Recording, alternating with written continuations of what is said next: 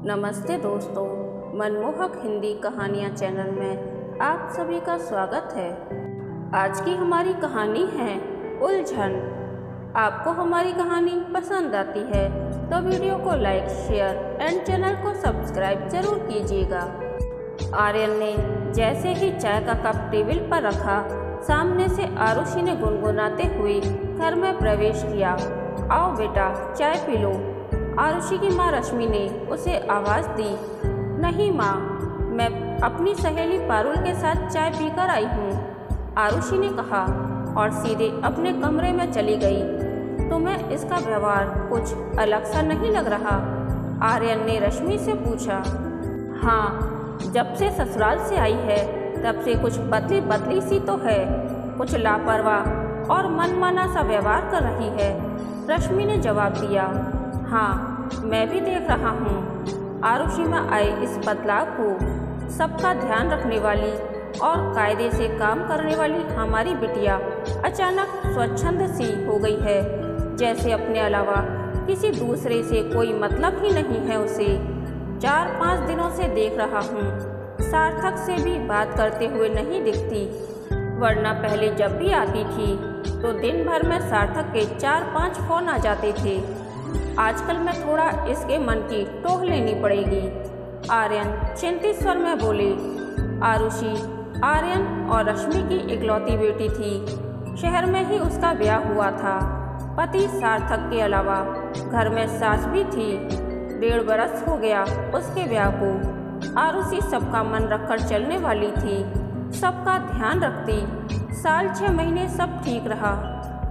पिछले कुछ महीनों से आरुषि उखड़ी हुई सी लगती, पर जीवन में उतार चढ़ाव आते ही रहते हैं। यही सोचकर आर्यन और रश्मि ने कभी व्यर्थ में उसे पूरे इतना ठीक नहीं समझा। ग्रस्त जीवन में थोड़ी बहुत खटपट तो चलती रहती है, लेकिन इस बार आरुषि का व्यवहार देखकर दोनों चिंतित हो गई। आरुषि पूरी तरह बदल गई, न किसी काम को हाथ लगाती, न किसी की खोज खबर लेती, बस मन मौजी की तरह घूमती रहती। उसका कमरा भी अस्त व्यस्त पड़ा रहता है। पहले तो उसका कमरा एकदम साफ सुथरा और करीने से था। मजाल है कि एक दिन का भी यहाँ से वहाँ हो जाए। कपड़े, किताबें, बिस्तर सब तरतीब से सजा रहता, और अब गीला तौलिया पलंग पर पड़ा रहता है।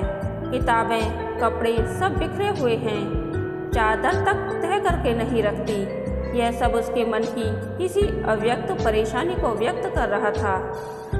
कुछ तो ऐसा हो रहा था जो उसके मन के विरुद्ध था, और वही उसके उल्टे व्यवहार द्वारा बाहर आ रहा था। आर्यन देर तक सोच में डूबे आरुषि के व्यवहार का अवलोकन करते रहे। सबका ध्यान रखने वाली, करीने से काम करने वाली, सफाई पसंद उनकी बिटिया आरुषि को कभी कुछ विशेष सिखाने की आवश्यकता नहीं पड़ी। हर काम को करीने से करने का उसमें ईश्वर प्रदत्त गुण था। किसी भी काम को वह एकदम परफेक्ट ढंग से करती थी। काम में जरा भी इधर उधर या लापरवाही उससे बर्दाश्त नहीं होती थी। कई बार तो वह अपनी माँ के काम में भी कमियां ढूंढ लेती थी। तब रश्मि हंसकर कहती, हाँ, गुरु गुड़ रह गया और चेला शक्कर हो गया। अब उसी आरुषि का काम के प्रति ऐसा लापरवाह रवैया, जरूर कोई बात है। दूसरे दिन शाम को आर्यन आरुषि को अपने साथ सैर पर ले गए। थोड़ी देर टहलने के बाद वो दोनों एक पार्क में जाकर बेंच पर बैठ गए। आसपास बहुत से लोग टहल रहे थे। पेड़ों पर पक्षी अपने अपने घरों में वापस आकर एक आनंदपूर्ण करलव कर रहे थे। उन पक्षियों का आनंद देखकर आर्यन के कलेजे में एक टीस उठी। विवाह के बाद बेटियां अपनी गृहस्थी में ही अच्छी लगती हैं। यूं तो पिता का घर भी बेटियों का ही होता है, और आरुषि तो यूं भी उनकी इकलौती बेटी है।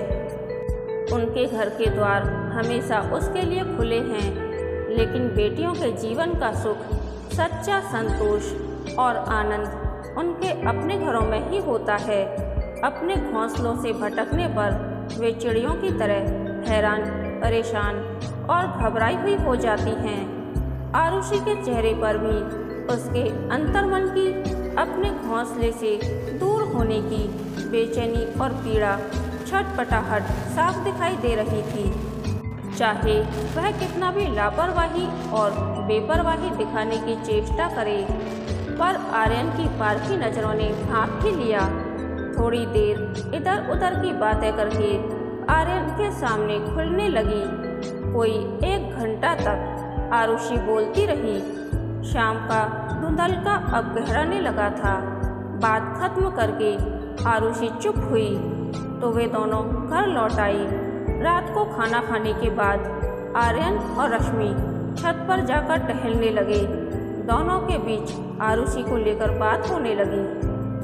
रश्मि ने बताया कि जब आर्यन और आरुषि घूमने गए थे तब सार्थक का फोन आया था। विनती कर रहा था कि हम आरुषि को समझाएं, घर की छोटी छोटी बातों को तूल देकर अपने जीवन में व्यर्थ तनाव न भरने दें। तब आर्यन ने बताया कि आरुषि किस बात से परेशान है। दरअसल परेशानी आरुषि और उसकी सास के बीच में है।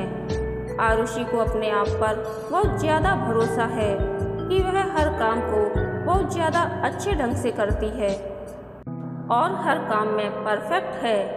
आरुषि का अपने आप पर यह भरोसा गलत भी नहीं है, पर उसके काम के तरीके में हस्तक्षेप करके उसकी सास ने आरुषि के मन में लगातार खींच पैदा करके अब उसके भरोसे को अहंकार में बदल दिया है। उसकी सास अब तक हर काम अपने तरीके से करती आई थी। वो चाहती है कि आरुषि घर गृहस्थी का काम उनके तरीके से करे, घर में सब उसी ढंग से चलता रहे जैसा अब तक चलता आया है। लेकिन आरुषि अपनी गृहस्थी अपने तरीके से चलाना चाहती है। गलती किसी की भी नहीं है, पर फिर भी आपसी सामंजस्य और धैर्य की कमी रिश्तों में खिंचाव पैदा करती जा रही है। मामूली सी बात पर अपने अहम के कारण दोनों अपने घर और रिश्तों के बीच खुद ही दरार उत्पन्न कर रहे हैं। ये दरार अगर बहुत ज़्यादा बढ़ गई तो इसे भरना मुश्किल हो जाएगा। इसके पहले कुछ तो उपाय करना होगा। दूसरे दिन नाश्ता करने के बाद आर्यन कुछ बात करने के इरादे से आरुषि के कमरे में गए तो देखा आरुषि अपने लंबे घने बालों को सुलझाते हुए बुरी तरह झल्ला रही है। क्या हुआ बेटा, क्यों इतना चिड़चिड़ा रही हो? आर्यन ने प्यार से पूछा। उसके लंबे बालों में जगह जगह गांठें पड़ी हुई थीं। बाल पूरी तरह उलझ गए थे। ऐसा लग रहा था उसने बहुत दिनों से बालों की ठीक तरह से देखभाल नहीं की है। देखिए न पापा, बाल इतने उलझ गए हैं कि सुलझ ही नहीं रहे। अब ये गांठें काटनी ही पड़ेंगी और कोई चारा नहीं है। आरुषि उठी और दराज से कैंची निकालकर बालों की गांठें काटने लगी। आर्यन समझ रहे थे कि वह अपनी अंतर व बेचैनी की भड़ास अपने बालों पर निकाल रही है। कोई भी उलझन ऐसी नहीं होती बेटा कि उसे सुलझाया ना जा सके। हर समस्या का समाधान होता है। अगर समय रहते ही उलझन को सुलझा लिया जाए तो गांठें बनने ही नहीं पाती। अगर ऐसे ही गांठें काटती रही तो एक दिन बाल ही नहीं बचेंगे। धैर्य से हर गांठ सुलझ जाती है। आर्यन ने कंघा हाथ में लिया और धीरे धीरे आरुषि के बाल सुलझाने लगे। बेटा, उलझन चाहे रिश्तों में हो या बालों में, उन्हें समय से और धैर्य से सुलझाना चाहिए, नहीं तो गांठें बन जाती हैं। यदि सुलझाने की बजाय बाल काटने की प्रवृत्ति रखी तो बालों की तरह ही रिश्ते भी एक दिन खत्म हो जाएंगे। काटना किसी गांठ से छुटकारा पाने का तरीका नहीं है, नुकसान अपना ही होता है। आर्यन ने कहा तो आरुषि चौंक गई। मैं जानता हूँ मेरी बेटी हर क्षेत्र में हर काम में परफेक्शनिस्ट है, लेकिन एक बार सार्थक की माँ के बारे में भी तो सोचो। वो 30 सालों से अपने घर को अपने तरीके से चलाती आ रही है। अब एकदम से तुम उनके सारे तरीकों को नकार कर हर काम अपने तरीके से करना चाहोगी तो उन्हें कैसा लगेगा? रिश्ते आपसी सामंजस्य और सम्मान से मजबूत होते हैं और जिंदगी भर खुशहाल रहते हैं। आर्यन ने समझाया, लेकिन पापा, उन्हें भी तो मेरी भावनाओं का सम्मान करना चाहिए ना। आरुषि बोली, अगर सम्मान पाना है तो पहले सम्मान देना सीखो। माना तुम्हें लगता है कि तुम्हारे काम करने का तरीका ज़्यादा सही है, लेकिन एक बार अगर उनका मन रखने के लिए उनके बताए अनुसार काम कर लोगी तो छोटी नहीं हो जाओगी। हो सकता है तुम्हें लगे कि सचमुच उनका तरीका ज़्यादा अच्छा है, और अगर सच में तुम ज़्यादा अच्छा काम करती हो तब भी इस बात का एहसास उन्हें उनकी भावनाओं को ठेस ना लगे, इस बात का ध्यान रखते हुए धैर्य से करवाओ। एक दिन तो उन्हें समझ आ ही जाएगा, लेकिन इस तरह यदि जल्दबाजी में अपने अहम को सर्वोपरि रखकर धीरज खोती रहोगी तो जीवन में सब कुछ खो जाएगा। आर्यन ने आरुषि के सारे बाल सुलझा लिए थे और उसे पता भी नहीं चला। है देखो बेटा, धैर्य से सुलझाने पर सारी गांठ भी सुलझ गई और दर्द भी नहीं हुआ। कहते हुए आर्यन ने आरुषि के बाल गूंथकर चोटी बना दी और अपने कमरे में चले गए। शाम को सार्थक और उसकी माँ आर्यन और रश्मि के घर आई। आर्यन थोड़ा शंकित हो गई। तभी आरुषि ड्राइंग रूम में आई।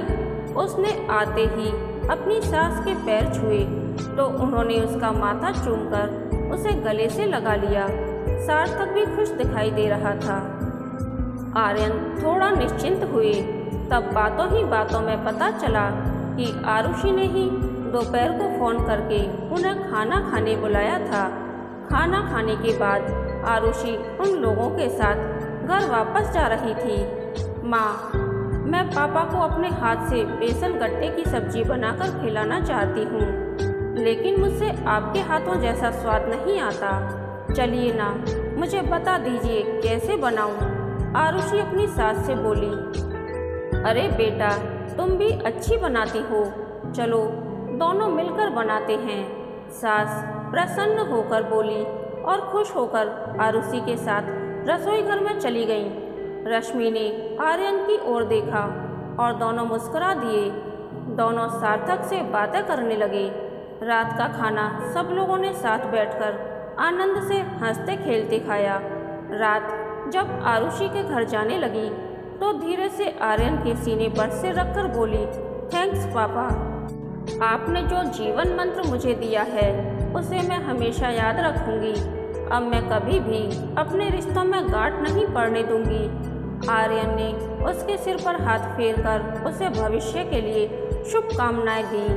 अब उनकी बेटी समय रहते ही उलझने सुलझाने का महत्व समझ गई थी।